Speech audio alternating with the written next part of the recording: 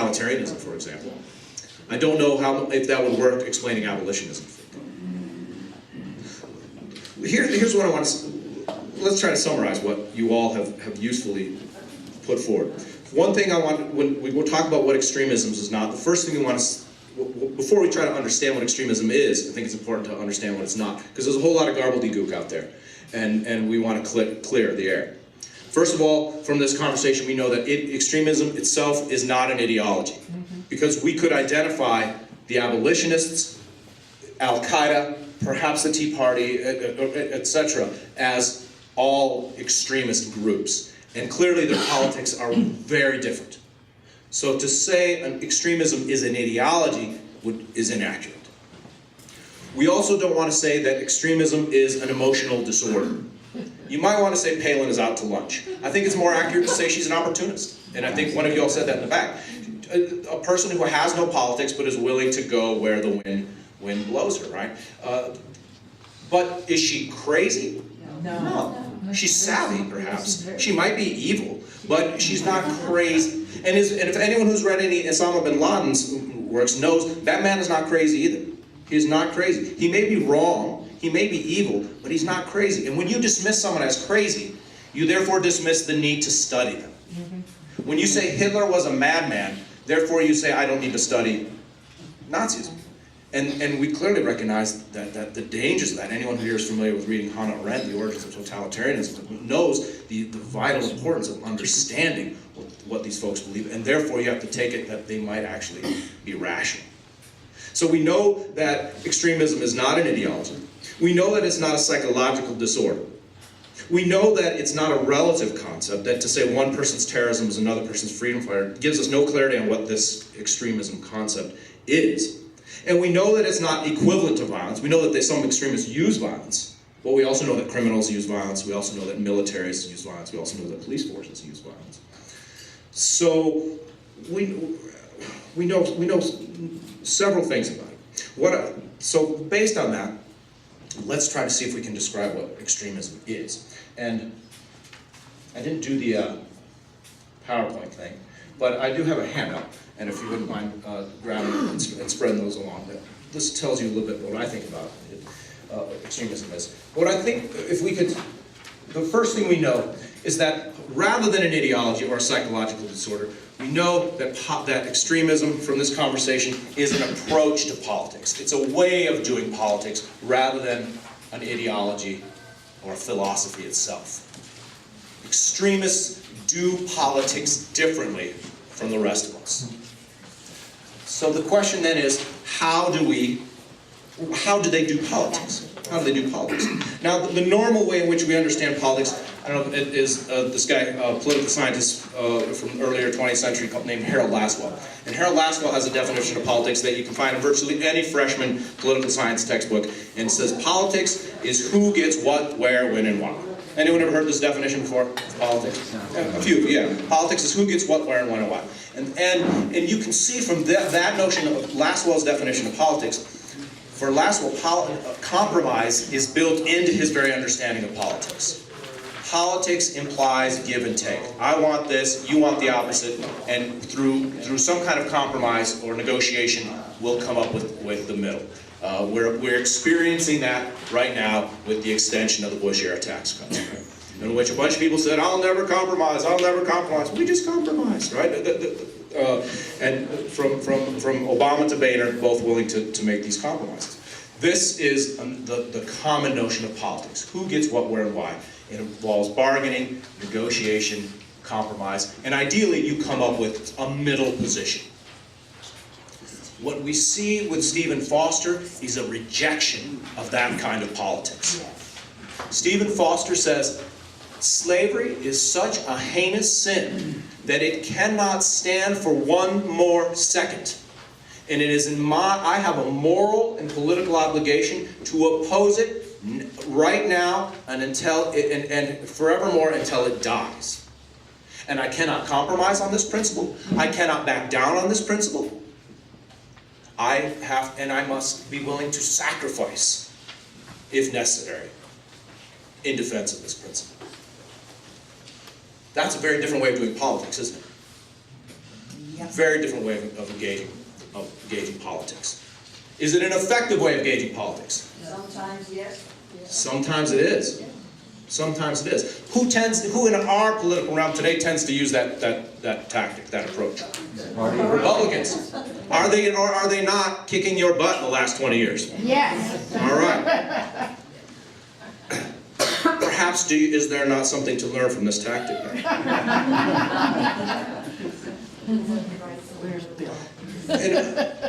In other words, if we understand extremism as an approach to politics, the essence of which is the refusal to compromise, then we might begin to get clarity on what extremism is in the world, and perhaps how it might be useful.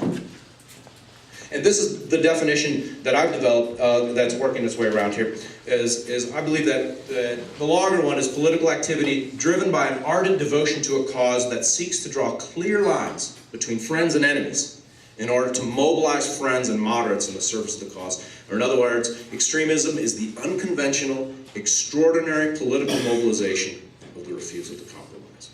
And that definition can be broken down into three parts.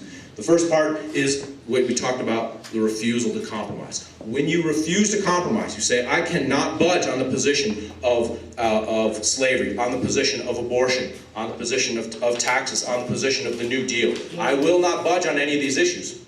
You have defied the normal understandings of politics as who gets what, when, and why. And you furthermore, it forces you to create a world of friends and enemies. There are those of us who believe are on my side, and then there are the enemies. And politics is a struggle between friends and enemies. And you see this time and time again through extremists. Bin Laden sees the world in terms of jahiliyyah, those who are corrupted, false Muslims or non-Muslims, and then there's the true Muslims, friends and enemies. The anti-abortion movement, a classic example. Those who believe in pro-life and those who are in league with Satan and the abortionists, etc. The abolitionists, whether you're with the side of the slave or you're with the master. There's no two ways about it. You see that kind of black and white view in extremist politics. But what I want you to point to is that any kind of dichotomy always actually has three categories, not two. There's your friends, there's the enemies, and then there's always that group in the middle. Those fence-sitters. Damn them, those fence-sitters. And the goal of the extremists is not so much to attack the enemy, but to get the middle. To target the middle. The abolitionist movement, they never went to the South. They never went to the South. One reason is because if they went to the South, they would be killed. Right? And for example, William Lloyd Garrison had a $5,000 price on his head. So there's some practical reasons. But the main reason they didn't go is they said, well, who's actually sustaining slavery in this country? It's the North. It's the North. The North's taxes, the North's military, the North's willingness to enforce the Fugitive Slave Act, etc. That's what perpetuates slavery. It's those damn moderates who say, I don't like slavery personally, but if it's necessary to maintain the Union, I'm willing to live with it. Abraham Lincoln. Right? In other words, Lincoln was their target. Lincoln was their target, not the Southern slaveholders. Who's the target of Randall Terry? How many remember Operation Rescue? The anti-abortion organization in the late 80s, 90s, yes. Who was the main target for Operation Rescue? It wasn't so much the abortionists. I mean, when they attacked the clinics, it was. But when they were trying to mobilize people, their main goal was the so-called Christians who believed that abortion was murder, but refused to act like it was murder. That was their approach. So any kind of friends and enemies worldview actually recognizes three categories: the friend, the enemy, and the moderate middle. And the goal of an extremist approach to politics is to pull that moderate middle over to your side. Or, if have to, push them over to the other side so you can clarify things for the final battle. And this leads to the second part. Not only do you refuse to compromise, you have to mobilize that refusal to compromise. You have to mobilize it. Now, as democratic activists, you know what mobilizing means. And you can mobilize in several different ways. You can mobilize, such as the abolitionists did by creating, or Operation Rescue, by creating mass organizations, what we might now call, social movement groups, Student Nonviolent Coordinating Committee, American Anti-Slavery Society, Operation Rescue, etc. You can form mass membership organizations, or you can form cells, like not only Al-Qaeda, but say the Earth Liberation Front, or the Animal Liberation Front, all of whom buy my vegan cookbook, I suppose. I'm gonna get you for mentioning that. There is the internet. Damn that internet. It's a best-selling book. Yes, all my political science research will go down to nothing compared to my vegan cookbook when I was a punk rocker living in Tempe. But that's all right. I can handle that. Now, but whatever approach you take, the goal is to build a dedicated core of people who are so dedicated to the cause they're not willing to budge or compromise, and you build out from that core. John Brown said, "I would rather have a camp of just a few dozen men, and I'd rather have the cholera, I'd rather have the plague, I'd rather have terrible weather, I'd rather have that as long as I have men of good principles, than I would rather have 1,000 people who claim to support me but won't do a damn thing, to help me out." And I suppose as organizers, you know that the difference between actually having one or two or a room full of hardcore supporters is infinitely more valuable than someone who's merely willing to sign a petition, click, like on their Facebook page or something like that. You know that those folks are not very valuable in terms of winning a political struggle. And so the extremists, not only do they refuse to compromise on that core, whatever their core principle is, they mobilize others around it. And they build a core of those who are dedicated to the cause, who are willing to sacrifice for the cause. And by sacrifice, meaning sometimes willing for themselves to be sacrificed, such as Stephen Foster, who's willing to go to jail, who's willing to endure physical pain and punishment, or sometimes those who are willing to sacrifice others, those who are willing to kill, those who are willing to engage in acts of terrorism.